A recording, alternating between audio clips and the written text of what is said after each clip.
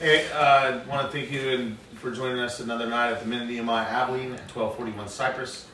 Tonight our topic's going to be trusting in God. We're missing Ronan and Jacob. However, we got a few new guys with us.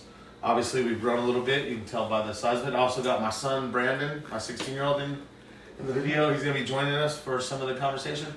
Like I said, the topic's trusting in God, and I'm gonna ask Raul to kind of kick us off. Really? Nice heads up there, man. Well, trusting in God starts starting the conversation. Yeah, just Well, I mean, trusting in God is, it's a big deal, of course, trusting in God. I think ultimately, like that goes to the root and the foundation of our faith, really. And it speaks to our life and our lifestyle. It just speaks to everything. How we trust God, what it looks like to trust God, what it looks like to not trust God. And because I think it starts with Jesus Christ and what God did on the cross and trusting whether that really happened or not. Trusting if he's that good, right? And I think to know what happened on the cross of Calvary and just to know what it means that Jesus Christ was the propitiation, right? The atoning sacrifice, and understanding that we can trust God because of what he's done, right? Then it prevents anxiety, it prevents worry, it prevents a lot of things that are not of the kingdom of heaven. You know, to cycle in the worry, to cycle in anxiety, to cycle in fear are all symptoms of not trusting God in a situation, right? And ultimately, in our relationships, because I believe that God is always relational, in our relationships, like anything that prevents us from loving someone and really showing a genuine love towards someone is also a way of not trusting God and what he is doing in the midst of a relationship, right? And so it's something that I believe is, and it's actually something that I'm dealing with right now, where in the midst of relationships and things not looking as good as I want them to look, right? And whether it be with my family, whether it be with my girl, whether it be with these guys right here. And it's like, okay, there's relationships here, but they don't look exactly the way I want them to look. And so do I get frustrated about that? Do I worry about that? Do I just stay all night crying and doing all these things? Like, no. Ultimately, it's an issue of my heart. It doesn't have to do anything with my family, with my girl, with these guys. It's an issue of my heart. Of do I really trust God enough to move in who I am as his son, right? Like, do I just trust him that way? And ultimately, what I love about it is when I know that the answer is no, and that's like the worst thing that someone can tell me, is that you don't trust God. And it's easy to say, yes, of course I do. Nah, but your actions don't show it. Your words don't, when you worry and when you're doubting, it reveals that you don't trust God. And so when I know that the answer in my life is like, no, you don't, man, that hurts, right? It convicts me. And ultimately, the best thing about it is that I have to draw closer to God for it. Yeah. And so it's very foundational. It's a big issue. I don't know how we could even begin to tap into further than the surface, in the midst of this conversation here. I'd love to see what everybody else has to say about it. What came to mind while you're talking is what I can't. So Trey, you're right. Trusting God is such a big conversation, but I can speak on the things that cause my trust in God to falter. And then it comes down to three things. I think as you're talking, I was trying to really examine that as fear, expectation, and time. My fear of whatever it is, so it would be something that starts eating away at my ability to trust him, but it's in my own mind. My expectation of how God is supposed to show up in a certain situation or a certain scenario can start, if I give into that, setting him in a box like that, it'll start eroding my trust. And then also the time sometimes it takes for whenever you know that God's doing something in your life and it's not going in my time. So those are the three things. If I let my mind take over, then it'll start eroding my ability to trust in him. Because if I'm afraid of any, it says no weapon formed against me shall prosper. And so if I let anything start eating and making me afraid, that gives me an unbelief. That gives me, it erodes that. The same thing with expecting him to show up in a specific way. It says his ways are not our ways, his thoughts are not our thoughts. And then also time. What comes to mind in time is just Abraham. His promise came through generations. You know what I mean? So it's like sometimes. What do you think, Arino, about trusting God? I think that You gotta speak up so they can. I think that trusting God is an everyday thing. I think we can trust God for something little or some circumstance, and another circumstance comes, then we got to learn to trust God again. I believe trusting God is never complete. I believe that's not something, I trust God, so I know everything's going to be okay. I believe every minute, every hour, every second, you got to trust God with some form or fashion of your life, especially if you got weight to your life and responsibilities. So I believe that ties back into having faith, which also our faith gets tested every day. So I believe none of those things are never going to be complete, but I believe it's a battle. I believe trust is a battle and faith is a battle. And it's something we got to continuously strive for by praying, by consistent worship, something I don't do all the time. Because I get caught up in life and responsibilities and children and things like this and jobs. But I know the key to fighting for faith every day and having trust in God is I got to constantly renew my spirit through prayer, through worship, through reading my word, through doing my 3 daily devotions every day. And when I speak with my brothers, speak life, because it's so easy to speak death and not look at people and just believe that there is a God by looking up at the clouds sometimes or looking at my brother speak something into my life that I've been feeling. By little things that God knows that reminds me that he's still real. By little miracles that happen every day, I got to get reminded, and that's how I trust God, and that's how I have faith. But it's not nothing continuously that every day I wake up and I have faith, and every day I know everything's going to be okay, and I know that I'm going to be prosperous, and I read about all these things in the Bible, but I know constantly it's an ongoing battle. It's an ongoing battle, but I've got to fight it spiritually. And like Lee was telling me yesterday, I can't fight my battles, and Sean also, can't fight my battles physical no more. I can't look at my situations and circumstances no more, because then my trust and faith is already defeated. So if you ask me about trust and faith, if you're a Christian, it's an everyday battle. And I believe any Christian that says their trust and faith is not tested every day, it's a lie. But I believe we defeat that by the tools God gave us. What Colonel Lewis used to tell me. Prayer, worship, devotionals, read the word, and start speaking life instead of death on my brothers. And anything I do it out of love. And that's it, brother. What you got, Aggie? Thank you. First I want to say hi to my mom. Also another thing, I'm pretty sure she's watching right now. But one thing also that says, if you look on the back of a dollar bill, it says, "In God we trust." So financial support is always a good and a plus and a bonus in any situation. For any situation, no matter what, money's always, used in order to make things happen. But no, I really like what Rael said, because you know what, I can't trust anybody unless I trust Jesus Christ first, and because that's who comes before God, and that's who intercedes for us to God. And so a lot of times, trusting in God for me, it's a little bit hard because I can't see something that I don't trust. And only time that I see God is through Jesus Christ, and that's through love. Every day is a continuous, battle or struggle that you have to go through in order to try to get closer to God. And that's what I constantly, trust that, there's a better side to everything on this, from not of this earth, but going up. So I trust that there's something better than what's here right now, because there is a heaven and there's a hell, and I'm not trying to worship anything that's of bad nature or bad karma. It's more than anything love. that I'm trusting that's going to be able to put me in heaven to be able to see God or be close to God.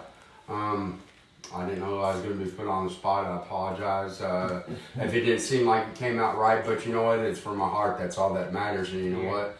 Love conquers all, and that's really all I have to say. Thank you. All right. Brandon is new with us. You want to say anything, Brandon? Trusting God, trusting God makes you uncomfortable sometimes. I know when you come to know Jesus Christ as your Lord and Savior, it comes easier, but trusting God, taking that step in faith, helping your brothers in love, coming to a reality in your own mind that you need God, that you can be nothing, that you can be without God. It's impossible.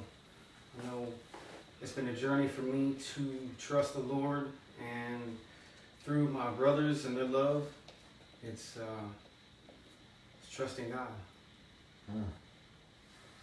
We got Matt. Man, first of all,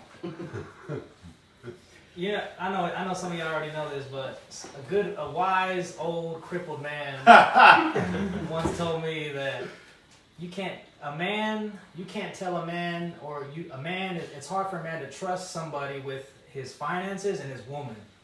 Mm-hmm. It's hard for me to trust anybody else with my finances and my woman, and I can relate to that. When it comes to finances, I've noticed that's the same tendency I have with my relationship with God when it comes to finances. I've been thinking about that here in the last couple of weeks, and not to put my business out there, but just to show you guys transparently what's going on with me in this area, trusting God with my finances. It's a tug of war, man. It's a tug of war because I know what the scripture says. I want to say, like you said, I want to believe that in faith that God rewards me and God sees me and it's just between me and him. But there's some times where I want man to see me, Mm-hmm. There's some times where I'm like, is God really going to bless me by giving this amount to him, by giving this 10% to him? And that's just stuff that goes through my head. Is God really going to, am I doing this the right way? Like, am I doing this just to give without expecting anything, or should I be expecting anything? So I wrestle with these thoughts. I wrestle with, well, why does that pop up? Why does that happen to me like that? And the only thing I've come to realize is the more that I pray to God honestly, like wholeheartedly, and just say, Father God, I have no idea. Look, you see where my thoughts happen. You see where my heart is sometimes. You see that I don't understand fully about this whole finance thing. I want to trust you, but at the same time, I'm worried as heck because I don't know if I'll have enough money. I don't know if this is money that I should be giving to this place or that place. I have no idea, God, but you know what? I'm going to do it. I'm going to do it to the best of my ability. I'm not going to be grudgingly like it says. I'm going to give it to you. I confess that this is where my mind is at. Forgive me if this is wrong, and please just accept it. And that's where I end up coming down to, man, because I just, sometimes, like Reno says, I know the word, it sounds good, and I try my best, but in actuality, man, sometimes I just be like, I have no freaking clue. I have no idea if this shit gonna work or not. And I think, honestly, for me, that's where my faith ends up. That's where I find myself. It's in a tug of war like that within my mind and my heart, by myself. It has nothing to do with anybody else. But then when I bring it before God, in that honest way, in that transparent way, I find what I get out of it more is just more of a closeness that I have with God at the end of the day, at the end of all that struggle and strife and what ifs and stuff, man. And honestly, I don't know, man. I just feel like that's more important to him than all the rest of this stuff. All the commandments are what I do as a child of God because I've been redeemed. But walking in transparent relationship with him is like, to me, that's just where I get my real connection with Christ, my real connection with God. Because I know how much of a sinner I am. I know how desperate I am for his love, and I know how much I need him, and I just want him to hold my hand through everything. And he knows me fully. Where parts where I don't even know myself fully. And I don't know, man. It's just like Rick Morgan used to say. He used to say, you just gotta cuddle up in your daddy's lap and just, at the end of the day, And this is one of the things where I get like, I feel that, man, because I feel like at the end of the day, I'm a messy, crazy, retarded child of God, and that's all I got, man. Like all I got is my cry, the pain in my back pocket, and a hope that I can have purpose in this ministry, in this life today. And yeah, man, I wanna die that way, you know? That's how I wanna die, man, is in purpose. I have no idea what the heck I just said, but What do you got, Mike Jones? Trusting God. I'm out of position when I say, God, here I am. Here's my situation. Now I'm trusting you to take care of my situation. No, God, what do you have for me? I'm going to trust you when you tell me what you got for me. When you show me how you talk, however you talk to me, not me talking to you about taking care of my situation. I need to take care of your situation. You give me. You give to me. All right? It's you that's above me. I got to trust you for what you give me to take care of that. Which you said you're going to take care of because you gave it to me. I'm out of position. If I give you, I want you to, here, I'm trusting God to do this and do that. God, I'm trusting in what you give to me to do for you, to whomsoever the you is. I'm back quiet. All right. That was actually really deep. Yeah, I mean, I'll just say it, right? Well, yeah, go ahead. I think it sounds good, It's good. right? I think it sounds good. Ultimately, you have to know and trust what he has already done. To hear that voice that is full of grace. To know what to do. Because I believe some people still hear the voice of an old covenant. Some people still hear the voice of the heart of God that is no longer the heart of God. Right? So ultimately it still goes back to trusting God in what he has done and what he has said he is going to do in our lives. Right? Now that does take an action on our part. But to hear those words from God, you have to know his voice. You have to know him so intimately to know that his words are going to be, it says, edifying, comforting, exhorting. Right? And that he is loved now, that we're in a time, we're in a dispensation of time. A special time where all his words are so full of grace. And so it's like, yes, I understand. I just wanted to point that out that, yes, it's what we do. But more than that, we have to hear the words from the heart of God in the time that we are right now. So I agree with that wholeheartedly. I also agree with what Mike said, and this is why. Yes, it was great. What I know is this. I'm married 2 times in my life. I married the worst time in my life so that I remember where I was at without him. And then I married the experience with him that brought me to a point of salvation, that made me submit, that brought me to a point of surrender. For me, that, whatever you're talking, Mike, what that brought up is, what did he give me? Yes.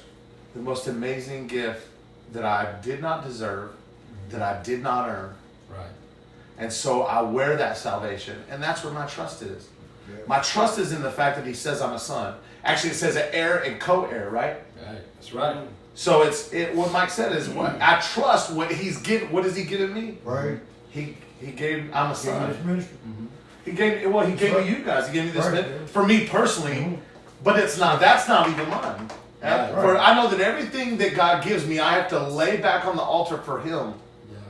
so that I'm able to handle it. Because if not, and so whenever I think about what Mike said, he said, "Well, I do trust in God, but I got to experience Him before I trusted Him."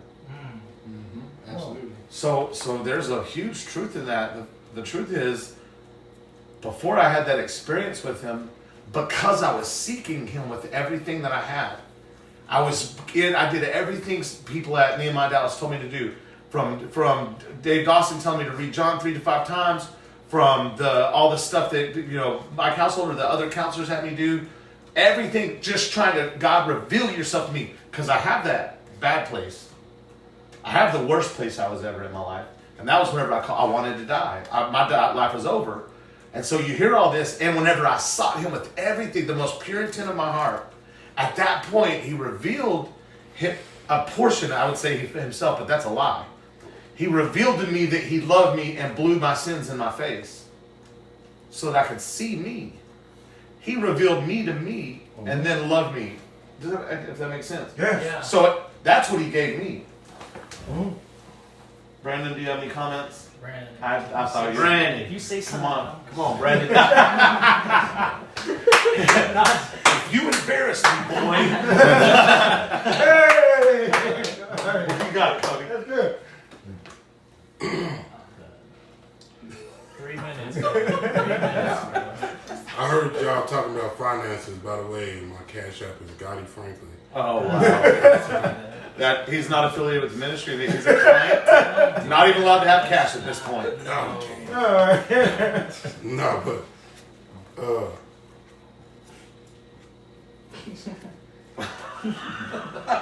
growing up,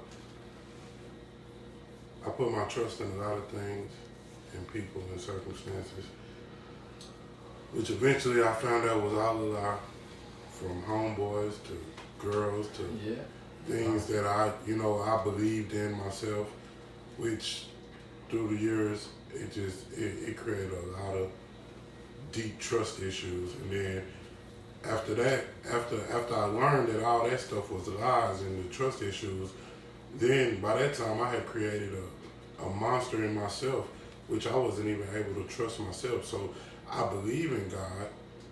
I know God is so, but I got these trust issues. So me being able to trust God with trust issues is just hard. But there's a way through that I've learned to overcome that, and that's transparency with where God places me, and He's placed me somewhere where I can be very transparent. That's why I'm intentional about it. That's why transparency is, because that's the only way I can trust God's word and God's promises. Is if I can trust. I can't trust God if I can't trust where He has me and the people around me, and if they can't trust me. Amen. I can't trust God. I can't, because I'm gonna start telling myself I'm not worthy. I'm gonna start saying it's all a lie, everything around me, and it's not real. And then there's gonna be a disbelief and a distrust in God, what God is doing. So, me trusting God, what it looks like, transparency in my life today. Can be, you know what I'm saying? I call it like it is. Sometimes some people around me, they think I'm tripping, but no, I'm intentional about transparency. So, and that's my walk with God. That's how I trust God, and that's how I receive. That's how I got. Good What you stuff, got? Cody. Oh, do what? I said good stuff, Cody. That was really Yes. good. I actually don't have anything to add to that at all, except for most of the time he was tripping. Boy, what you got? One of my favorite verses, Psalm 46:10. My bad, 46:10. Be still and know that I am God. To know, it means to recognize, to understand that He is God. And it's hard, and I can link it to Psalm 23. The Lord is my shepherd, I shall not want. We say it, we sing it, we preach it, we discuss it, but what it really means to know that the Lord is our shepherd, that we shall not want. I concur with what Raul said about we're in a special time in history, that we can rest in God and not labor out of our own will, not labor out of our own strength to make things happen, but to actually rest on God. And actually is the hardest thing to do, but it's the most productive thing to do, to wait on God, to trust in God. I mean, waiting, trusting, why are you going to wait on somebody if you don't trust them in the first place? So waiting on God is because you're trusting in God, knowing that what he said, hey, be still and know that I am God. And I can relate this to many of the guys here. Sometimes they're like, man, I got tired of this crap and I'm just going to go back to, And it's like, dude, be still. Used to wait on that hill. And know Be still. that he is God. It's the hardest thing to do. I understand. Because, back in my life, I had to do that. I try to take things on my own will. I try to take things on my own strength and make things happen. And I have to do this and I have to do that. And I have to show them this and I have to. And so whenever you start doing that, and here's the thing, waiting on God, resting on God does not mean to be inactive, does not mean to be lazy, does not mean that you're just going to be doing absolutely nothing. No, you have to work, but understanding the fact that you're working from a promise that has already been given and fulfilled to you, you work, it's like the expression, like we don't fight for victory, we fight from victory. So it's the same thing, waiting on God, trusting on God, it means to me that what he said is true, and it's either to me if I believe it or not. And like I've been saying, either all of this is true or not. And I think it's true. I've been finding out that it's kind of true, and it's true. I'm joking, but it's freaking true. So to be still and know, recognize, understand, because we know it with our mind, but to really recognize it, to really understand it, that he is God and that he is our shepherd and that we lack nothing, even though financially we're struggling, even though in our marriages we are like struggling and everything, but we trust in God that yes, I gotta do what I gotta do. But there's some things, I was just telling Lee today, something that I learned today, is that we are in charge, but we're not in control. And that is amazing because yes, we're in charge. We have to do stuff. And man, if you want to lose weight, you're not going to pray about it. You're going to start working out about it, So you are in charge to do things like that. But at the end of the day, you're not in control. Because sometimes we think we are in control and we try to make things happen our own way and they don't happen the way we want it. And guess why? Because we're not in control. Ultimately, God is in control because he says, be still and know that I am God. And if I trust that he is the shepherd, the good shepherd, then I shall not want. And all I have to do, funny enough, I don't have to do stuff. He just said, I shall not want. I will rest in God, and then I will want nothing. Sometimes we're like, I have to do everything to make it happen, and it's okay. You have to work, if you want some money, get a job, etc., things like that, But there are some things that we're just not in control, man. And I guess one of the good indications that, hey, wake up, you're not in control, is when you try to do it twice, 3 times, and still things are going crap. Guess what? It's God telling you, like, baby, you're not in control. You're in charge, that's cute, but you're not in control. So, you better be still and know that I have God. Trust in me. I guess that's all I got. One of the biggest things he said waiting on God. What is, and I have to expand on that because I think it's something that people, like you said, it doesn't mean I'm lazy, it doesn't mean anything else. Francisco Raul's brother taught a really good class last week about how in Hebrew what wait means. It means to be woven with. And so that means it's an opportunity. If he says to wait upon the Lord is to get to know him. If I'm missing something, my identity is always tied to him. How do I figure out what my identity is? Get to know who he is. And in knowing who he is, if I truly believe I'm a son, my identity is revealed in my Father. There's no way to the Father but through the Son. So we get these amazing things like the unwarranted, unmerited favor of God, which is known as grace, which is also the transformational power of salvation and new creation. But more so, it's if I want to know who I am, and I believe every word in it, I have to get to know who he is. Mm-hmm. By his nature, it reveals who I was intended to be. It reveals my original created value. That's what it does. And so to trust him, you're going to look crazy sometimes. Yeah. Trusting in God. There's some of it, there's logic, and I'm not arguing that, but some of my trusting in God has looked real crazy to people. real crazy. It didn't make sense. It didn't make sense as far as, not jumping right back into business to be able to provide for him. But God told me that I had to do that, walk this walk to get to know him.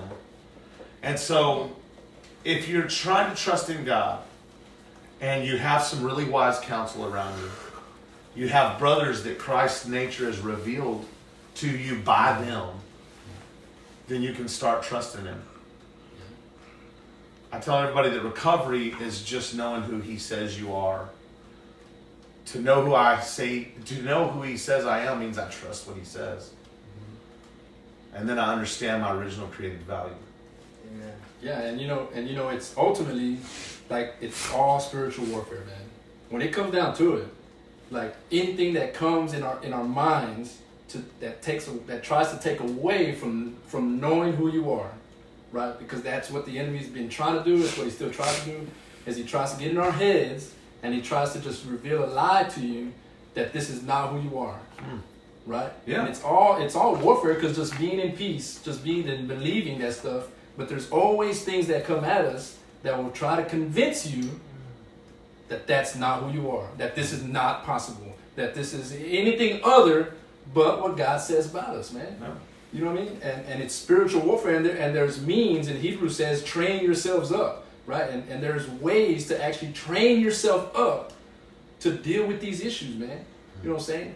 And one of the things that I've been blessed with is to have brothers around me that train me up, right? Equipping the saints, man, and just doing all these things. And there's a method to, there's a method to my madness, right? People see me, they see me laughing, they see me with joy, they see me at peace and everything. But I went through a training process for me to be able to just have this fruit in my life. Absolutely. Right? Absolutely. And one of the things is that, man, to be aware that, man, this is a spiritual warfare, man. Right? It's not just you just thinking that, oh yeah, I'm a son of God. No, there's something coming against you trying to lie to you to tell that you're not a son of God.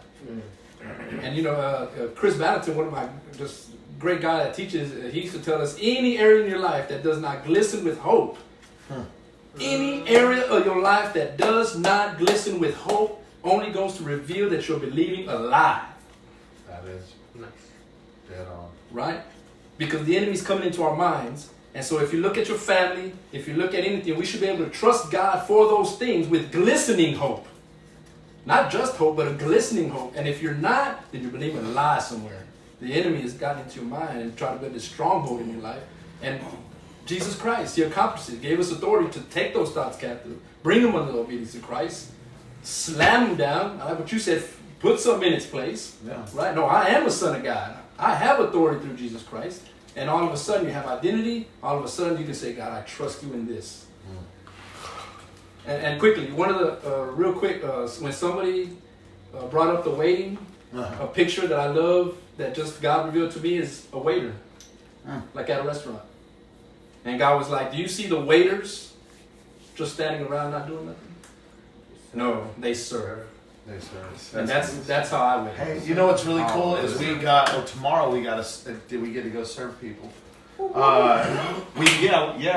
got tied in with a local food pantry here that gave us just a tremendous amount of food today.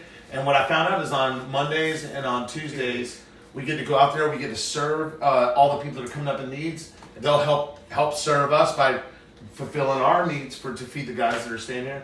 And so we get to go and serve the needy of the community just by helping load cars and there were me and Molly and I were over there today, and there was a lot of elderly that weren't even capable of getting their stuff to their car. So it's going to be a chance not only just more than anything, it's going to be a moment for us just to be, especially like Cody gets out there, and he don't let him fool you. He's probably one of the sweetest guys I've met in a long time.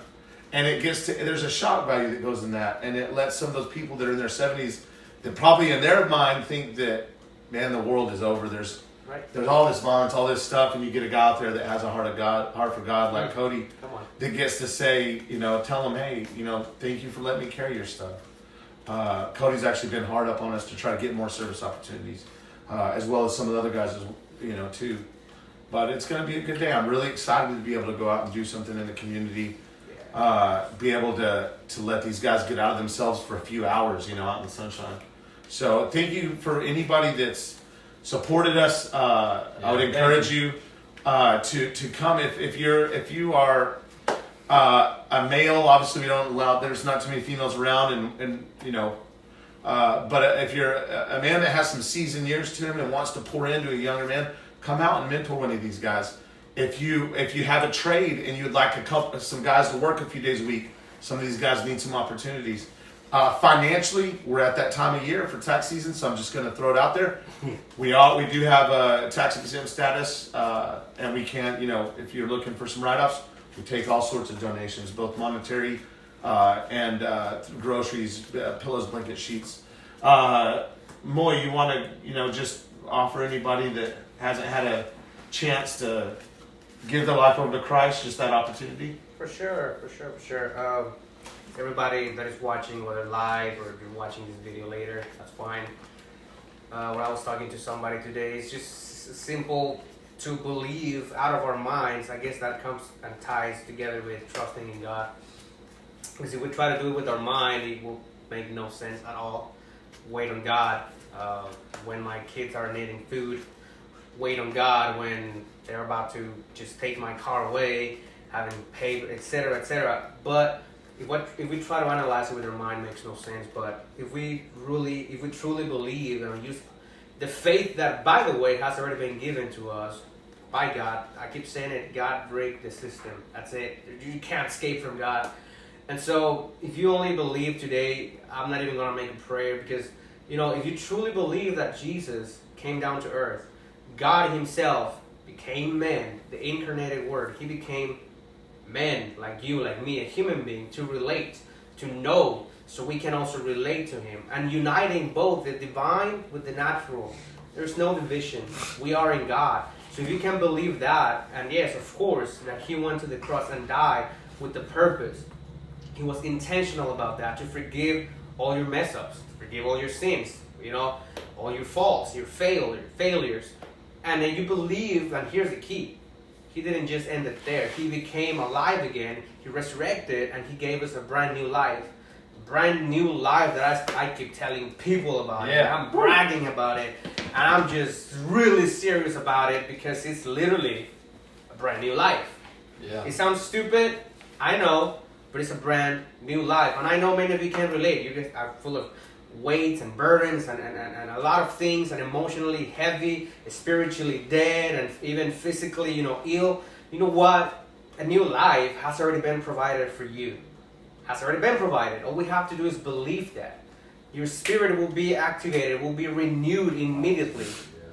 And then, like I keep saying, your spirit is renewed. You have a brand new spirit. Your mind is just a matter of working it out, because our mind, like Raul said, we always have thoughts, negative thoughts, and I don't think so. I'm still a sinner. I'm still a mess. I'm still a failure. You gotta come back. You gotta destroy those arguments, or like Lee says, take them captive to Christ. But anyway, so if you just believe that, and if you really believe it with your heart, and if you just want to say, God, thank you for giving me a brand new life, that would really, there's something that this is the part that I still can't explain.